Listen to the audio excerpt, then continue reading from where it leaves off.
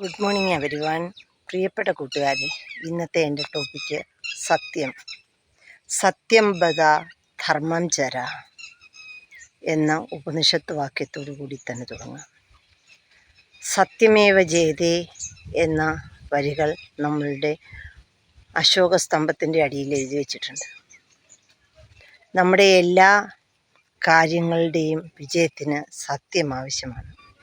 സത്യസന്ധമായി ജീവിക്കുന്ന ഒരു വ്യക്തിക്ക് ഇന്ന് ജീവിക്കാൻ വളരെ ബുദ്ധിമുട്ടായി തീർന്നിരിക്കുന്ന ഒരവസ്ഥയാണ്.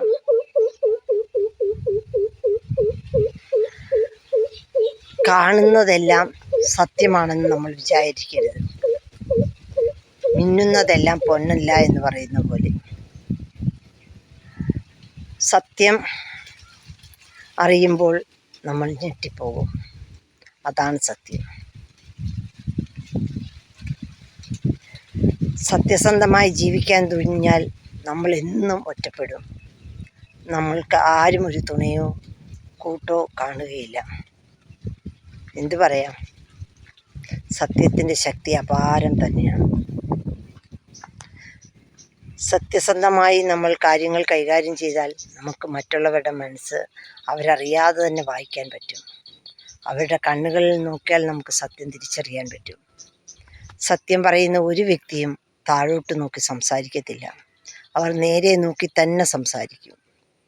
അവരുടെ കണ്ണിൽ നിന്നും നമ്മൾക്ക് അവർ സത്യമാണോ കള്ളമാണോ എന്ന് പറയുന്നതെന്ന് മനസ്സിലാക്കാൻ സാധിക്കും. നമ്മൾ കണ്ട സത്യങ്ങളെല്ലാം നമ്മൾ സത്യമായി വിളിച്ചു പറഞ്ഞാൽ നമ്മൾ ഒറ്റപ്പെടുമെങ്കിലും ആ സത്യം തന്നെ ജയിക്കട്ടെ എന്ന് പ്രത്യാശയോടെ ഞാൻ സത്യമേവ ജയതേ എന്ന ആ വാക്കിനെ സത്യസന്ധമായി തെളിയിക്കാൻ സാധിക്കും എന്ന വിശ്വാസത്തോടെ വാക്കുകൾ ചുരുക്കുന്നു. Jai Hind. Thank you everyone.